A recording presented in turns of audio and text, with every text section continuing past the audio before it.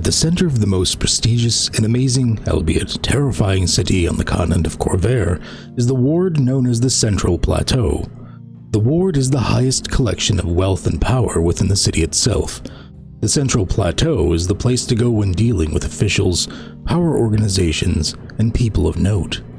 It may also have the best cheese steak sandwich in all of Corvair, but that just may be in my games. Like most wards of the city, the Central Plateau is split into upper, middle, and lower sections, with the wealth dropping significantly as you go deeper and deeper. Although even in the poorest of sections, this ward is often of higher quality of life than others of the same level. And of course, as usual, each ward is then subdivided into further districts. Keep in mind, the districts I list here are not the only ones, only major ones of note. There are smaller neighborhoods and locales that the residents refer to as districts as well. Before we go any further, please like the video and hit that subscribe button. It's really the only source of validation and self-worth I have. Wanna be my friend? I make really good cake. No? Well, at least hit that like and subscribe button. It's so lonely in here. Dearest, can I come out of the box now? Oh, Okay, maybe tomorrow. maybe. Upper Central is the most prestigious and exclusive area that a normal citizen will ever see of Sharn, since they cannot get access to the Skyway. If you're not well dressed, people will assume you are a servant or poor working individual. Here are several of the districts of the ward. Highest Towers. The central power of the government meets here in the highest towers. This is the place that officials decide on laws and important citywide changes, in theory. In practice, most of that's really decided behind closed doors at parties, and a lot of these shenanigans are probably just to waste money while wearing funny clothes. This is also the main transport hub for airships that lie around our tower, which are still generally kept for the powerful and elite. Corinth, the District of Wealth. It is a place of businesses, corporations, banks, cryptid currency, and financial institutions. It is loosely named after Kol Koran, the god of world and wealth. Aside from grand vaults and banks, many of the grand estates of powerful merchants also reside here. One of the largest banks is Kundarik's Bank of Sharn. By, you guessed it, House Kundarik. A grand temple of Kol Koran also dominates the area known as the Corinth. MITHRIL Tower, where many of the wealthy residents of Corinth are merchants. Those that live in MITHRIL Tower are often just plain wealthy, with a healthy mix of lower nobility among them. Although a smaller district, the concentrated owners of wealth here is second only to the Skyway. Platinum Heights, the commercial and business district of the elite. The most exclusive shops and services are located in one of the nicer areas of the city. SKYSEDGE Park. This city is not known for its green spaces, but SKYSEDGE Park is one exception.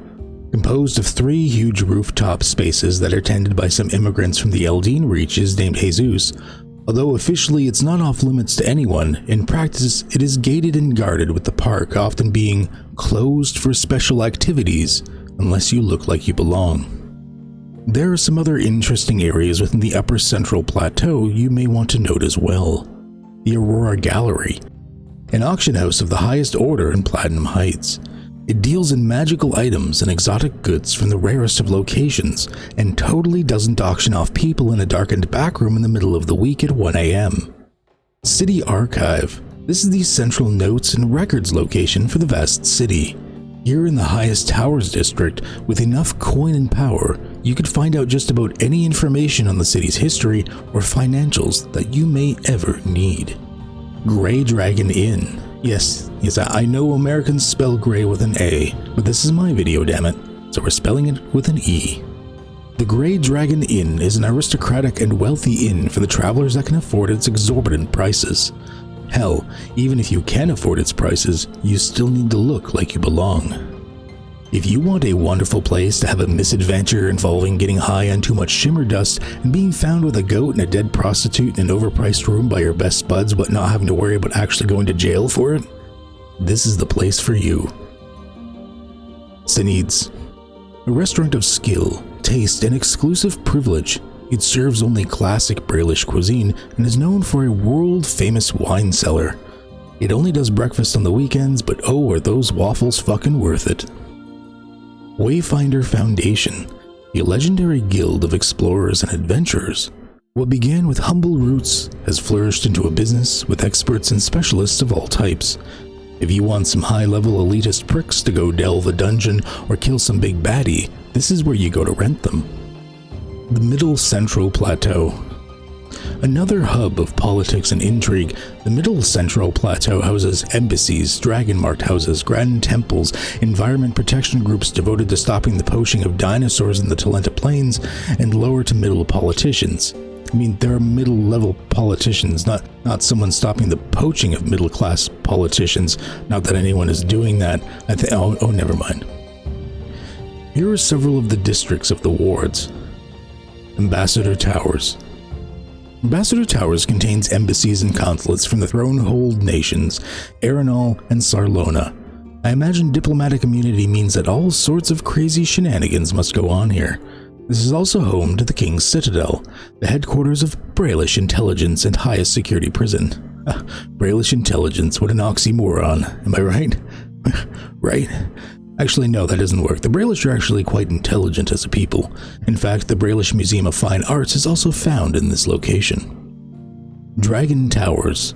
Although not all dragon-marked houses actually have permanent residence here, there are at least establishments for each house here for making political and financial dealings. House Jarasco has an enclave here that provides high-priced healing services such as limb restoration, sickness cures, vaginal rejuvenation, and maybe even resurrection services. Sovereign Towers. More grand temples. If there's two things people love, it's religion and kids. Not that I'm saying one thing affects the other, I just mean families are... Oh shit, let's just focus on the district. This area has the Pavilion of the Host, 9 towers for the Sovereign Host, Silver Flame, etc. Sword Point, the headquarters of the pork industry. No, wait. Sorry, bad note-taking. This is where the law enforcement and local military garrisons reside. If there's one location a changeling will get pulled over for driving her cart too quickly, despite going slower than everyone else, it's this one. Trade Fair, a trade and commercial district for those with some coin to spend, but aren't exactly uber rich. Pretty sure there's an IKEA around here as well. Lower Central Plateau. If anything could be called the suburbs of Sharn, this is it. Largely peaceful residential areas with some intermixed small businesses and services. Goods and services are usually priced for those with a comfortable lifestyle, making it costly but not completely out of the reach for those with life in more poor lower wards. Some important districts here of note are BOLDREI'S HEARTH. Reliable inns, traveling services, and brothels at comfortable qualities and pricings. BOLDREI'S HEARTH is just waiting for you! 10% discount at Pasta Palace with the promo phrase, Jimmy BOROMIR sends his regards. MYSHAN Gardens, a place for peace-loving artists with a large community of that just hippy-dippy good time. OLLADRA'S Kitchen, good quality meals and moderate prices. The taverns and restaurants in this district are consistent and safe. VALLIA Towers, a residential district that is predominantly Korovar. And there you have it, the Central Plateau in all its glory, the backbone of the city, the place where all the trade and financials eventually filter through, as well as the political control system. In any other campaign, this would almost be a small setting by itself, but we have only just begun to delve into the city of Sharn. Next time, we'll focus on the ward of DURA. Thanks for watching, and as always, stay healthy, stay safe, and have a good one, eh?